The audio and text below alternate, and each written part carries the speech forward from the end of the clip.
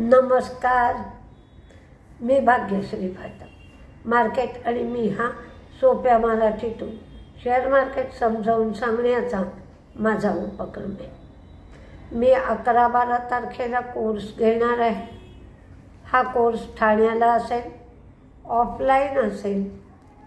Fundamental technical दोन्ही गोष्टी शिकवल्या जातील. कोर्सचं ठिकाण स्टेशनजवळ आहे.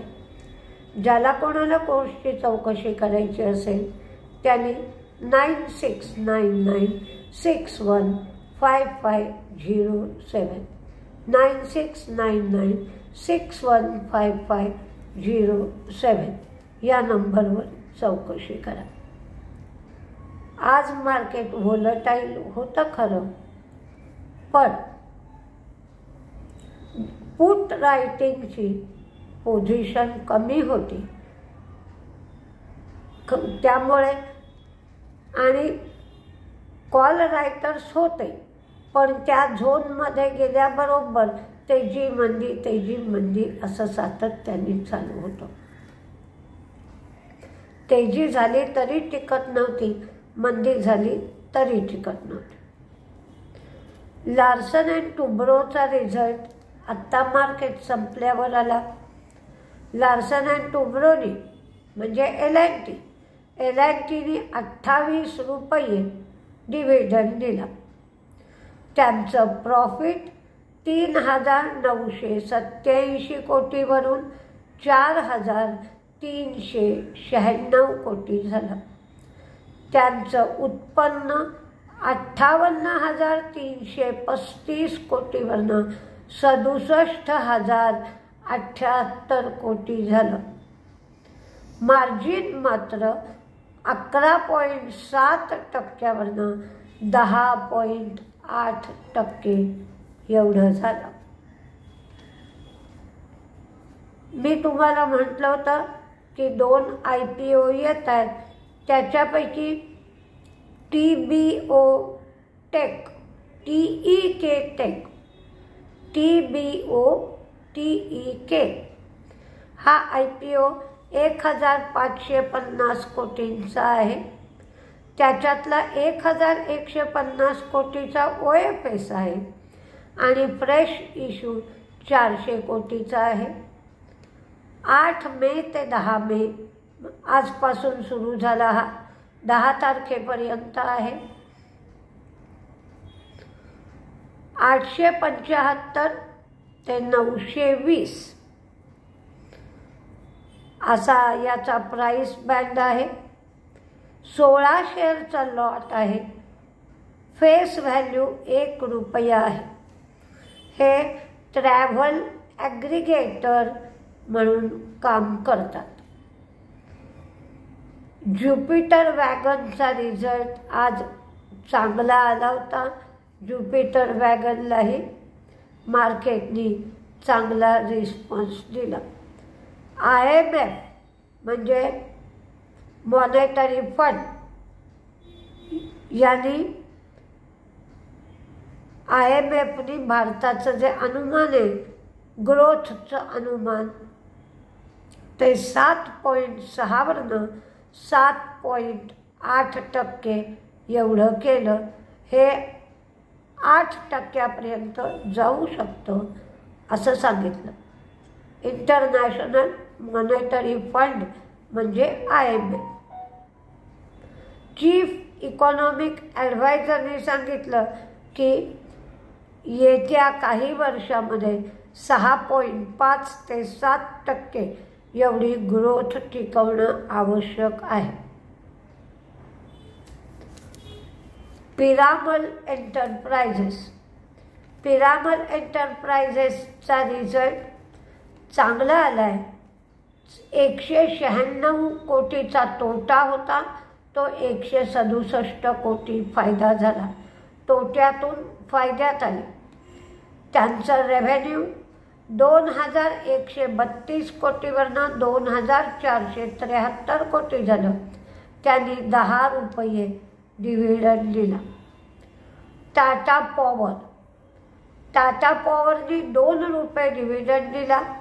टाटा पॉवरचा प्रॉफिट 1158वरनं 1538 कोटी एवढं झालं. तर उत्पन्न 12,454 कोटीवरनं 15,847 कोटी झालं. मार्जिन मात्र कमी झालं, 16.3%वरनं 14.7 कोटी एवढं, 14.7%. 16.3%वरनं 14.7% मार्जिन कमी झालं. बजाज कन्झ्युमरचं सगळंच कमी झालं. प्रॉफिट कमी झालं, रेव्हेन्यू कमी झालं, मार्जिन कमी झालं. फक्त बजाज कन्झ्युमरनी बायबॅक करणार सांगितलं. बायबॅकसाठी 166 कोटी खर्च करणार. 290 रुपयांनी 290 रुपये प्रति शेअर असा बायबॅक करणार आणि हा टेंडर रूटनी बायबॅक केला जाईल. गोदरेज ॲग्रोव्हेट यांचा रिझल्ट खूप छान आला.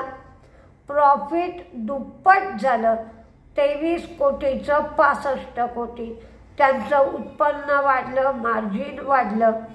3.6%वरनं 6.9% एवढं मार्जिन झालं.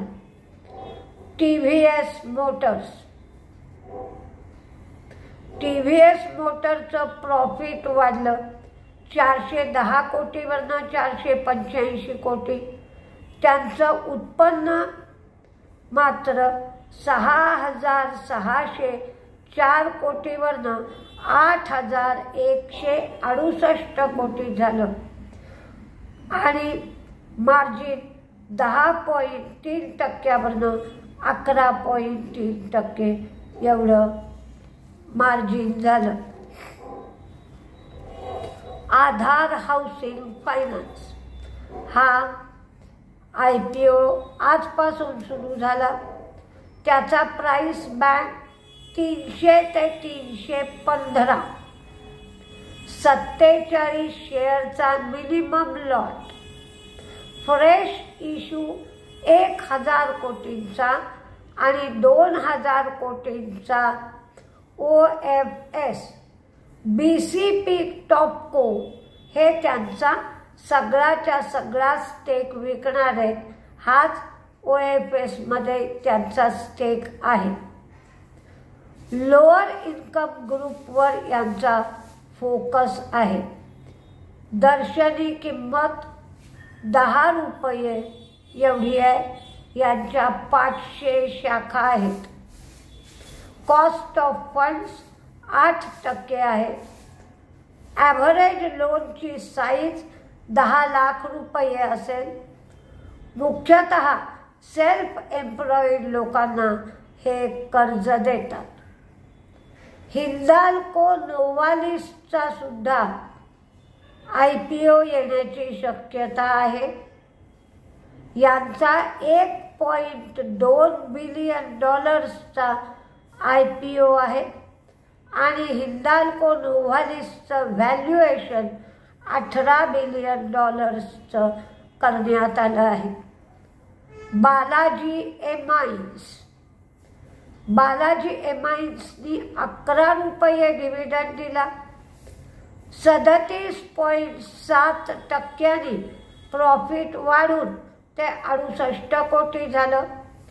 8% रेव्हेन्यू वाढला, तो 414 कोटी झाला. मार्जिन 27.5% एवढं त्यांचं मार्जिन आहे. हिरो मोटोनी 40 रुपये डिव्हिडंड दिला. हिरो मोटोचं प्रॉफिट 858 कोटीवरनं 1,016 कोटी.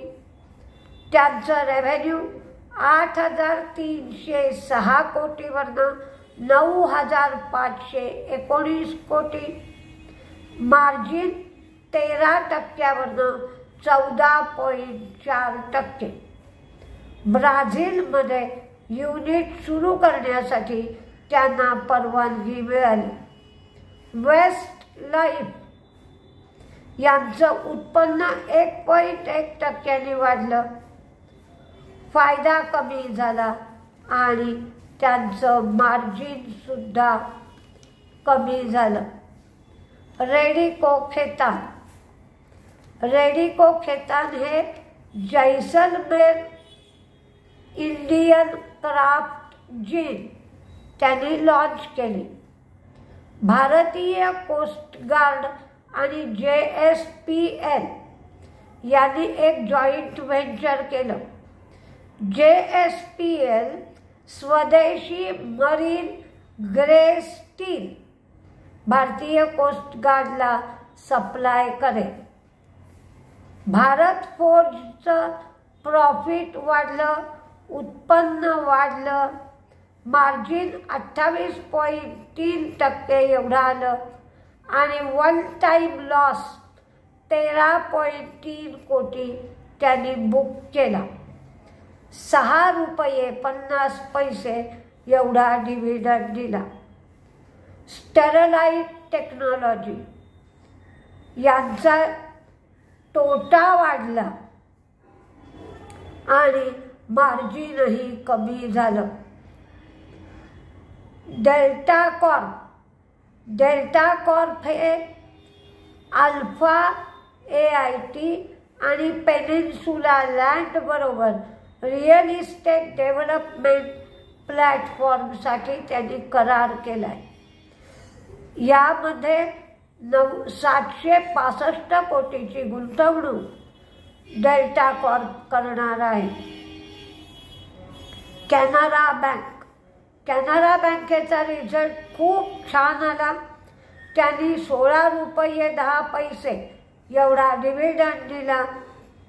त्यांचं प्रॉफिट 3,757 कोटी, नेट इंटरेस्ट इन्कम 9,580 कोटी, ग्रॉस NPA कमी झाले, नेट NPA कमी झाले. HT मीडिया यांचा रिझल्ट खूप सुंदर आला. तोट्यातून फायद्यात आले आणि यांचं उत्पन्नसुद्धा वाढलं आहे. जेवढे रिझल्ट तुम्हाला सांगता येणं शक्य होतं तेवढे रिझल्ट मी आत्ता कव्हर केले आणि बाकीचे रिझल्ट आपण उद्या सकाळच्या व्हिडिओमध्ये पुन्हा सांगू शकतो. नमस्ते.